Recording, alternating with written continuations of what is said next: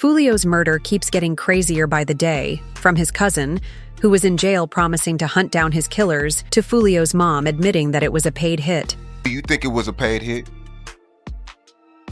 Even crazier, Foolio's mom, who has been cooperating with the feds, has suggested more arrests. Do you believe more people will be arrested for what happened to your son?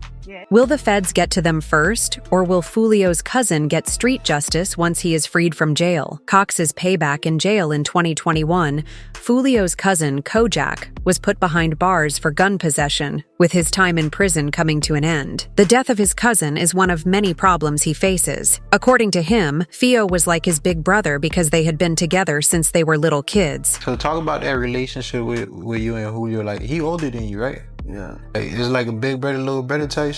Yeah. Like that, you know. I've been around him my whole life. When Foolio was killed, Kojak shared this photo of him and Foolio while behind bars. Clearly, he is hurt by his cousin's passing and will want to take revenge on Yungeen Ace, especially after cops proved that ATK Ace's gang and 1200 were responsible for his cousin's death, according to police records. Isaiah Chance is a proven ATK member, while Rashad Murphy and Davin Murphy are documented 2200 gang members. These three were at the forefront of this deadly plan and were identified as the shooters. Although the shooters are in jail, Kojak thinks that Ace is behind the hit. According to Foolio's mom, who has been working closely with the feds, Fio Wine's murder was a paid hit. Think it was a paid hit? I do. Who sent you? And we all know that Ace is the head honcho at ATK. Plus, he went hard on Fio directly after he died with 2 brutal diss tracks back to back. However, Ace hopped on IG Live to distance himself from the murders and even went as far as to reveal that the two were cool with each other before he was killed. What you think about Foolio dying, cuz? That's sad. Twin, I ain't gonna lie, bro. Y'all boys in the street, y'all didn't leave the streets alone, twin. All condone and shit like that. But y'all just gotta, it's so funny cause me, bro, like we cool, like we was cool and shit. One fan commented on Vona's energy. We all know what King Von did when his main op, FBG Duck, was shot down. He hopped onto X, saying that the two had squashed their beef behind the scenes. I and Duck settled our issues right before he passed. We were talking about bringing everybody together as a whole and changing the neighborhood for the better. I'm still standing on that every step of the way, and I'm thinking of you even though you diss my dead homies and family. Von posted he even teased dropping unreleased songs he had recorded with Duck, King Von featuring FBG Duck. I was going to hold this for my record, but if Mother wanted Emma to drop that today, or hold it and put Dirk on it too, it was later revealed that V had actually placed a $100,000 bounty on Duck's head. Well, even with Kojak, sure, Ace was behind the hit. He won't get to him that easy. Immediately after members of 128K were arrested for Foolio's murder, the rapper took to his Instagram to tell the world that he didn't fear dying or going to jail, and anyone who tried to step up to him better have the same energy. You approach me, be ready to die. Be ready to die or go to jail. That's not your mentality, is that? That's my mentality.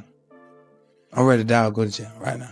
But it seems like getting back for the rapper has already started barely a week after Foolio was murdered and Op was shot and killed. This was none other than 29-year-old Darius Beals on the evening of June 28th at approximately 11 p.m. Beals was seen in the parking lot at Laurel Grove Apartments not long after multiple gunshots rang out. Within moments, the Clay County Sheriff's Office got multiple emergency calls reporting the shooting. Deputies were quickly dispatched to the scene, arriving within minutes. Darius Beals lay on the ground, having been shot multiple times. Despite the authorities' rapid reaction, it was too late to save him. Beals was declared dead at the scene. So who exactly was Darius Beals? Well, it turns out he was the big brother to one of Jacksonville's most feared shooters, LOL Leaky. LOL Leaky was a member of 1200. However, Leaky was shot and killed back in 2020. Foolio and Leaky had a fierce rivalry with Leaky, almost killing Foolio's girl. Their beef started when Foolio beat up Lecky's brother, Lil Papa, at a Foot Locker store. This incident was caught on camera as Foolio and 2 of his affiliates ganged up on Lil Papa and beat him up. The beating continued until one of Lil Papa's homies showed up to back him up and Foolio and his goons ran away. It turns out Lil Papa and Foolio were close and even had songs together. Another shocking thing you mentioned in the record was Lil Papa. We got songs too. We got songs out on YouTube and shit. We got him, we fought, I beat his ass type shit. I had beat his ass in the mall and shit. Me and my little cousin Kojak beat his in the mall and shit. But Leak's older brother, Beals, isn't the only one who has been murked following Foolio's death. It seems even females have been caught up in the crossfire. Although this is pure guesswork, a woman was shot multiple times while sitting in her car on Emerson Street near Spring Glen Road, and it's thought to be in connection to Foolio's death. The woman was shot multiple times with bullets hitting her arm, leg, and back. The attackers showed no mercy as they continued their charge. The woman, now seriously injured, could do nothing but endure the onslaught. After the brutal attack, the attackers fled the scene in a black four-door sedan. They left behind a scene of destruction and a woman fighting for her life. The Jacksonville war between KTA and ATK has started involving women who are used to set up ops. In a recent interview, Yungeen Ace let the cat out of the bag, showing how chicks are used in the gang war, and mostly they give ops their target's location. I tell my dogs, stay away from all them hoes. Yeah, drop your low. And don't think nobody shit you up. I know for a fact somebody shit you up. Even Foolio's mom hints at girls being involved in setting gang members up. Thinking these girls, your friends and all that type of stuff, they try to set you up. Turns out police reports showed that the killers used a female to get one of Foolio's friends to drop his position. The police report has more shocking information about the hit that saw Foolio killed. And let's just say that the killers were caught in 4K. It turns out the whole plot was caught on surveillance cameras. Foolio's killers were caught in 4K. The sinister plot developed between June 21st and 23rd, 2024.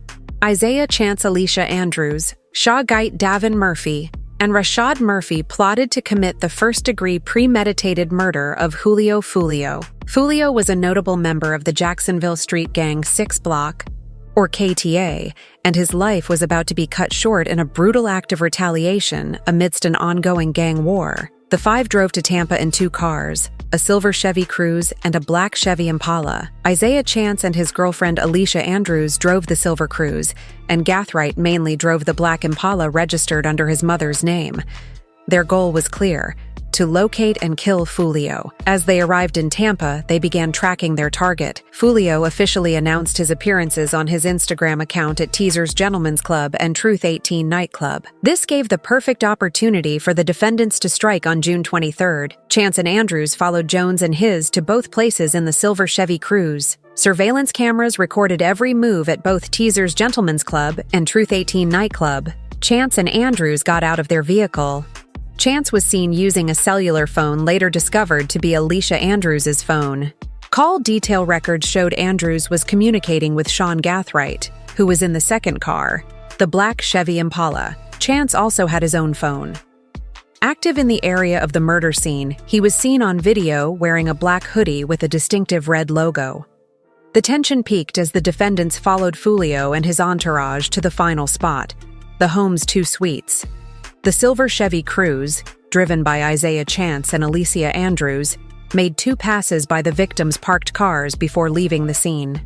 This signaled the black Chevy Impala, driven by Shaw Geit and carrying Rashad Murphy and Davin Murphy, to move in for the kill. You can see the shooters are getting in position for their planned out murder. And once they were in place, they opened fire, killing Foolio with a handgun and 2 rifles. Foolio's car sped off quickly after the shots rang out, but it was too late. And they are shooting at Charles now, and you can see that he's the passenger in that car that's moving and trying to flee. The defendants thought they had completed the perfect plan but underestimated modern surveillance technology's power. After the homicide, the group fled to their Airbnb, booked from June 22nd to 24th. This Airbnb was equipped with a Ring camera at the front door, catching crucial footage of the defendants' movements following the murder. Isaiah Chance was seen stepping out quickly with a champagne flute in his left hand. Davin Murphy was seen carrying a bag in the parking lot and later returning through the front door. Passing the camera, Chance and Gathry were seen passing the Ring camera multiple times, and their faces and movements were recorded in high definition. Alicia Andrews was also seen leaving the Airbnb wearing the same clothes she wore during the murder. These images were important in piecing together the timeline of events and identifying the suspects. The investigation didn't stop there. Detectives used video surveillance footage to track Sean Gath's movements after the murder. Approximately 12 hours after the murder, Gathright arrived at a family member's house wearing all black clothes, similar to what was observed on surveillance video. He went inside the house for a couple of hours and then returned outside around 18:30 hours while chatting on a cellular phone. Gathright was seen wiping or cleaning the vehicle's exterior and inner door handles with a rag. He also transferred multiple bags into the garage where a 2004 gold 4Runner was parked before leaving in the same 4Runner.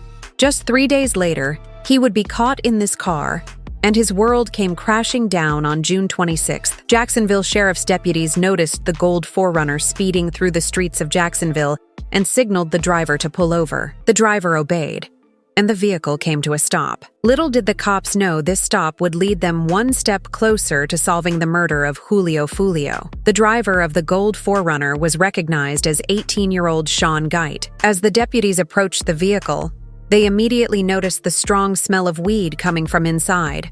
Sean, however, denied having or taking any marijuana. Despite his denial, the deputies knew they had probable cause to search the car. Sean was asked to step out of the 4Runner and stand at the back while the deputies carefully searched the vehicle. As they began their search, they found a small bag with weed residue and mushrooms in the center console. They found a Glock 19, a semi-automatic gun, but that was just the beginning. In the back seats of the 4Runner, officers uncovered several bags of ammunition, along with firearm parts and accessories. The sheer amount of ammunition and the presence of firearm components suggested that Sean was not just an ordinary teenager. The deputies knew they had stumbled upon something big. Sean was immediately arrested and taken into custody. He was transported to the Crime Gun Intelligence Center office for questioning. The deputies hope that this arrest will yield useful information that could help them crack the case wide open. Although freed, Sean was arrested barely 24 hours later at a local Jacksonville shopping center.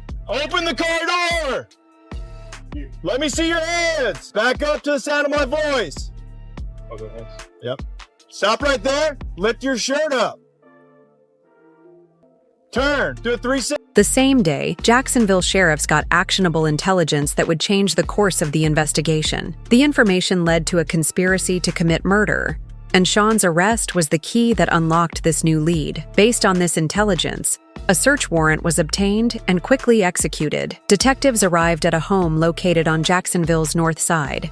They had been told that Isaiah Chance and Alicia Andrews were inside the home. The detectives surrounded the house and started giving verbal commands over a PA system. Isaiah Chance, this is the Jacksonville Sheriff's Office. We are here for a driveway. We have a warrant for your arrest. Come to the front door with nothing in your hand. They called for the occupants to surrender for 15 to 20 minutes. All right, go to your knees. Put your hands behind your back. Now turn around. Put your hands behind your back. The arrests of Isaiah and Alicia and the evidence found in Sean's vehicle marked a major breakthrough. The detectives now had 3 suspects in custody, and the puzzle parts started coming together. However, the story doesn't end there. The search continued for the remaining suspects, shifting the focus to Rashad Murphy. The Jacksonville Sheriff's Office, with help from U.S. Marshals, tracked Murphy's movements, piecing together his whereabouts. Their efforts took them to the Collins Preserve apartments in the Ortega area of Jacksonville, a day after the first 3 suspects were arrested. SWAT units were moved to the Collins Preserve apartments. The SWAT team surrounded the apartment where Murphy was thought to be hiding, creating a perimeter to prevent any escape. Reports showed that Rashad Murphy had barricaded himself inside the house with a gun to his head on FaceTime with his girl, and was refusing to surrender after a tense battle. Rashad Murphy surrendered just after midnight, ending the dramatic raid. Keep crawling. But this wasn't the only drama in the case. It turns out that while in prison, Sean tried to make a run for it in the most hilarious way. According to police records, Sean was placed in an interview room and tried to escape custody by climbing out through the ceiling. He climbed onto a table and tried to take the tiles from the room ceiling. The drama keeps coming, and according to Foolio's mom, more arrests are expected. Do you believe more people will be arrested for what happened to your son? Yeah. So more than the 5 that are on the screen right now? The rap gang wars are not only putting young black guys behind bars, innocent family are being caught in the crossfire, and K-Jack isn't the only rapper to lose his cousin in a gang war. From Quando Rondo to Lil Durk, the list keeps getting longer. Rapper cousins killed in gang wars. First up is Savannah rapper Quando Rondo. After the death of King Vao in 2020, he claimed that he was constantly getting death threats, even when he wasn't the one who pulled the gun. However, Quando dared his ops to put their money where their mouths are. I threat all you want. want to, man, bro. That's just some words, man. Do be an action. Quan's enemies seem to have taken up the task. Quando has been involved in 2 assassination attempts and has been lucky enough to escape without injury. The first attempt on his life took place in May 2021. According to reports, Quando and his entourage were caught in a hail of gunfire at a convenience store in Georgia, where he had been booked to appear at several venues. Unfortunately, one person in his entourage was left with a gunshot wound to the hand. The shooting happened about 10 minutes from the nightclub where Quando had played the previous night. According to police reports, Q's group was making a quick stop at the convenience store when the shooting started. It was thought that the shooter opened fire either from across the road or from the highway. Luckily, Quando escaped the assassination attempt despite being at the parking lot when the shooting happened. The second attempt on his life was more tragic, as it took the life of his cousin. His killers were determined to get him after failing the first time. The second assassination attempt happened the following year on the 19th of November 2022 at a gas station in Beverly Grove. Several gunmen ambushed Q's entourage and started fire. Although Quando Rondo was not hit, numerous reports show that he was the planned target. Sadly, a member of Q's company was fatally shot. The victim was loaded into Q's black SUV by his friends and drove about a mile to West Hollywood, where they were stopped by police officers who were reacting to the shooting scene. Cops gave CPR to the victim, who was breathing but not aware. Video of Quando screaming as they pulled the body out of the car quickly went popular on social media. An ambulance took the victim to the hospital. Unfortunately, he succumbed to his injuries and died.